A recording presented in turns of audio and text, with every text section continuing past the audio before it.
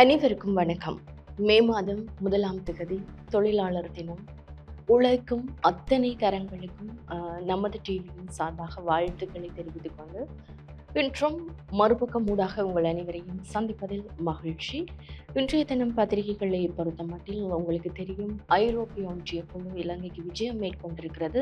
பல்வேறுபட்ட கலந்துரையாடல்களில் ஈடுபட்டிருக்கின்றது. குறிப்பாக GSP plus தொடர்பான கலந்துரையாடல்களில் நேற்றைய தினம் ஜனாதிபதி அலுவலகத்தில் ஒரு சந்திப்பு ஒன்று இடம்பெற்றிருந்தது. அதன் போது என்னென்ன விடயங்கள் பேசப்பட்டது தொடர்பான செய்திகள் இன்றைய பத்திரிகைகளில் வெளியாகி இருக்கிறது. அதேபோல் இந்த மாதம் 6ஆம் தேதி உள்ளூராட்சி மன்ற தேர்தல் நடைபெற இருக்கின்றது. அந்த தேர்தல் தொடர்பான செய்திகளும் உங்களுக்கு தெரியும். நேற்றைய தினம் எரிபொருட்களின் விலைகள் குறைக்கப்பட்டு அறிவிக்கப்பட்டிருந்தது. பெட்ரோல், டீசல் உள்ளிட்டவற்றின் விலைகள் குறைக்கப்பட்டிருந்தது. அது தொடர்பான செய்திகளும் வெளியாகி இருக்கிறது.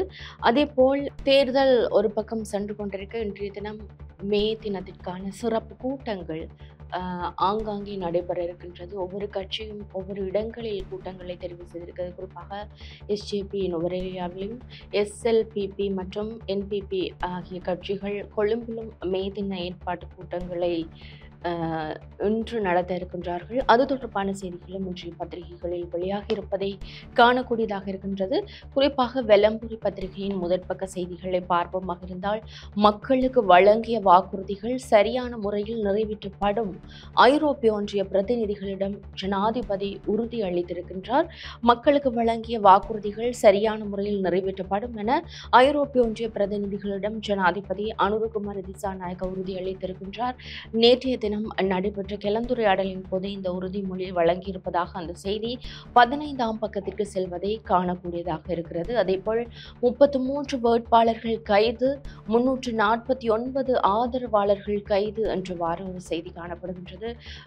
தேர்தல் நெருங்கி வருகின்ற நிலையில் தேர்தல் பிரச்சாரங்களின் போது இடம்பெற்ற முறைகேடுகள் தொடர்பிலேயே இதுவரையும் 33 வேட்பாளர்களும் 349 ஆதரவாளர்களும் கைது செய்யப்பட்டிருப்பதாக அந்த செய்தி தொடர்வதை காணக்கூடியதாக இருக்கிறது.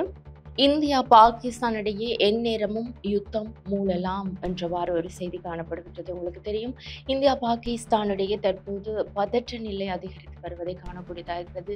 நேற்றைய தினம் பிரதமர் மோடி அவர்கள் இந்திய இராணுவத்திற்கு முழு அனுமதியை வழங்கியிருந்தால் எந்த நேரத்திலும் தாக்குதலை நடத்தலாம் என்றவாறு ஒரு அனுமதியை வழங்கியிருந்தார். பாகிஸ்தானும் அதற்கு பதிலடியாக பாகிஸ்தான் பாதுகாப்பு அமைச்சர் அவர்களும் நேற்று பேசியிருக்கும் போது கூறிய விடயம், நீங்களும் பதிலடியை வழங்கலாம் என்றவாறு.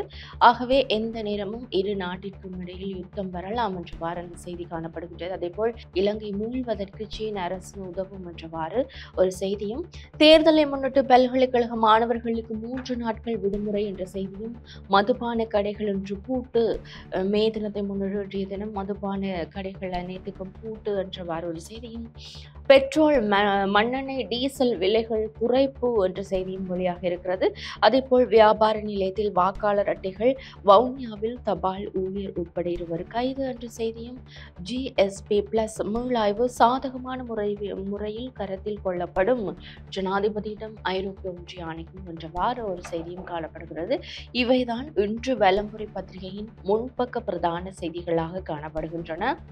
உதயன் பத்திரிகையை எடுத்துக்கொண்டால் முன்பக்கத்தின் பிரதான செய்தியாக இடம் பிடித்திருக்கிறது. ஜிஎஸ்பி பிளஸ் சலுகை இலங்கைக்கு கிடைக்கும், ஐரோப்பிய ஒன்றிய பிரதிநிதிகள் ஜனாதிபதி அனுரவிடம் தெரிவிப்பு என்றவாறு நேற்றைய தினம் நடைபெற்ற கலந்துரையாடல் சம்பந்தமான புகைப்படத்துடன் ஒரு செய்தி காணப்படுகின்றது. உள்ளூராட்சி தேர்தலை முன்னிட்டு பல்கலை மாணவர்களுக்கு 3 நாட்கள் விடுமுறை என்ற செய்தியும், தமிழ் தேசிய கட்சிகளின் மே தின நிகழ்வுகள் யாழில் இன்றைய தினம் நடைபெற இருக்கின்றது. அது தொடர்பான செய்தியும், அத்துமீறிய மீன்பிடி கட்டுப்படுத்தப்படும், அமைச்சர் சந்திரசேகர் உறுதி என்ற செய்தியும், வாக்காளர் அட்டைகள் கடையொன்றில் மீட்பு, தபால் ஊழியர் உட்பட 2 கைது என்ற செய்தியும் காணப்படுகின்றது. வவுனியாவில் தான் வாக்காளர் அட்டைகள் பதுக்கப்பட்ட சம்பவம் தொடர்பில் 2 கைது செய்யப்பட்ட தற்போது விளக்க முறையில் வைக்கப்பட்டிருக்கின்றார்கள். எரிவாயு விலையில் மாற்றமில்லை, எரிபொருள் விலைகள் குறைப்பு என்ற செய்தியும், பெட்ரோலுக்கு 6 ரூபாய், டீசலுக்கு 12 ரூபாய், மண்ணெண்ணெய் 5 ரூபாயினால் குறைப்பு என்றவாறு அந்த செய்தி தொடர்வதை காணக்கூடியதாக இருக்கிறது. 4 மாதங்களில் டெங்கு 17,000 பேருக்கு தொற்று உறுதி செய்யப்பட்டிருப்பதாக ஒரு செய்தியும், பிள்ளையான் வாய் திறந்தால் பலருக்கு சிறைதான் கதி ட்ரில்வின் சில்வா எச்சரிக்கை என்றவாறு ஒரு செய்தி காணப்படுகிறது. அதேபோல் வீதியில் சென்றவர் மயங்கி விழுந்து பலி என்ற செய்தியும் உங்களுக்கு தெரியும். அதிக வெப்பநிலை காரணமாகவே அவர் இறந்திருக்கலாம் என்று சந்தேகம் வெளியிடப்படுகிறது. கூரை ஏறியவர் தவறி விழுந்து பலி என்ற செய்தியும் தெல்லிப்பளை ஆதார மருத்துவமனையில் நிர்வாக சீர்குலைவை எதிர்த்து மருத்துவர்கள் நாளைய தினம் போராட்டம் நடத்த இருப்பதாகவும் ஒரு செய்தி காணப்படுகின்றது. இவைதான் இன்று உதயன் பத்திரிகையின் முன்பக்க பிரதான செய்திகளாக காணப்படுகின்றன. அதேபோல் யாழ் தினக்குரல் பத்திரிகை எடுத்துக்கொண்டால் பயங்கரவாத தடை சட்டத்தை நீக்காமல் இலங்கைக்கு GSP+ வரி சலுகை வழங்கக்கூடாது என்றவாறு ஒரு செய்தி காணப்படுகின்றது. மீறி வழங்கப்படுமாக இருந்தால் GSP+ நிபந்தனை கேலி கூத்தாகும். பயங்கரவாத தடை சட்டத்தை பழிவாங்க அரசாங்கம் பயன்படுத்துகிறது. பயங்கரவாத தடை சட்டத்தை நீக்க இதுவே நல்ல தருணம். MP கஜேந்திரகுமார் பொன்னம்பலம் என்றவாறு அந்த செய்தி காணப்படுகின்றது. GSP+ மீளாய்வு சாதகமான முறையில் பரிசீலிக்கப்படும். ஐரோப்பிய ஒன்றியத்தின் தெற்காசிய பிராந்திய தலைவர் ஜனாதிபதியிடம் தெரிவிப்பு என்ற செய்தியும், மின் கட்டணத்தை உயர்த்தாவிட்டால் IMFின் அடுத்த கட்ட நிதி இலங்கைக்கு கிடையாது என்ற செய்தியும், இந்த வருடத்தின் முதல் 4 மாதங்களில் டெங்கு காய்ச்சலால் 17,459 பேர் பாதிப்பு என்றவாறும், மின் கட்டணத்தை அதிகரிக்க முஸ்தீபு என்ற செய்தியும், மின் கட்டண அதிகரிப்பு குறித்து அச்சம் வேண்டாம் என்றவாறு அரசாங்க தரப்பிலிருந்து சொல்லப்பட்டதாக ஒரு செய்தியும் வெளியாக இருக்கிறது. அதேபோல் வர்த்தக நிலையத்தில் வாக்காளர் அட்டைகள் NPP வேட்பாளரின் சகோதரனும் தபால் ஊழியர் ஒருவரும் கைது என்ற செய்தி காணப்படுகின்றது. அதேபோல் தொல்புரத்தில் சிறுமி மீது தவறான நடத்தை, வெளியே சுற்றி வளைப்பில் மற்றும் ஒருவர் நேற்று கைது என்றவாறு ஒரு செய்தியும் வெளியாகி இருக்கிறது. இவைதான் இன்று தினக்குரல் பத்திரிகையின் முன்பக்க பிரதான செய்திகளாக காணப்படுகின்றன. இன்றைய பத்திரிகைகளை பொறுத்தமட்டில் ஐரோப்பிய ஒன்றிய குழு இலங்கைக்கு விஜயம் மேற்கொண்டிருக்கின்றது. மே மாதம் 1ஆம் தேதி இன்னும் 6 நாட்களில் தேர்தல் நடைபெற இருக்கின்றது. இந்த நேரத்தில் ஐரோப்பிய ஒன்றிய குழு நாட்டிற்கு விஜயம் மேற்கொண்ட நிலையில் பலதரப்பட்ட கலந்துரையாடல்கள் இடம்பெற்று வருகிறது. குறிப்பாக நேற்றைய தினம் GSP+ மீளாய்வு கூட்டம் ஒன்று நடைபெற்றிருந்தது. ஜனாதிபதியுடன் ஜனாதிபதி அலுவலகத்தில் இந்த கலந்துரையாடல் நடைபெற்ற போது அவர்கள் ஜனாதிபதிக்கு உறுதிமொழிகள் சிலவற்றை வழங்கியிருக்கின்றார்கள். அதாவது GSP+ மீளாய்வு சாதகமான முறையில் பரிசீலிக்கப்படும் என்றவாறும், GSP+ நிச்சயமாக இலங்கைக்கு வழங்கப்படும் என்றவாறும் பலதரப்பட்ட கலந்துரையாடல்களில் ஈடுபட்டிருந்தார்கள். அதேபோல் ஜனாதிபதி அவர்களும் ஐரோப்பிய ஒன்றிய குழுவிடம் ஒரு உறுதிமொழியை வழங்கியிருக்கிறார். அதாவது இந்த தேர்தலுக்காக வழங்கிய வாக்குறுதிகளாக போய்விடாமல் மக்களுக்கு வழங்கிய வாக்குறுதிகள் சரியான முறையில் நிறைவேற்றப்படும் என்றவாறு அவர் ஒரு உறுதிமொழியை ஐரோப்பிய ஒன்றிய தூதுக்குழுவிடம் வழங்கியிருக்கின்றார். அதே நேரத்தில் ஐரோப்பிய ஒன்றிய தூதுக்குழுவும் GSP+ சலுகை இலங்கைக்கு நிச்சயம் கிடைக்கும், சாதகமான முறையில் இது தொடர்பில் ஆராயப்படும், கலந்துரையாடப்படும் என்றவாறு அவர்கள் ஒரு உறுதிமொழியை வழங்கியிருக்கின்றார்கள். இந்த பின்னணியில் பாராளுமன்ற உறுப்பினர் கஜேந்திரகுமார் பொன்னம்பலம் அவர்கள் ஒரு கருத்தை தெரிவித்திருக்கிறார்.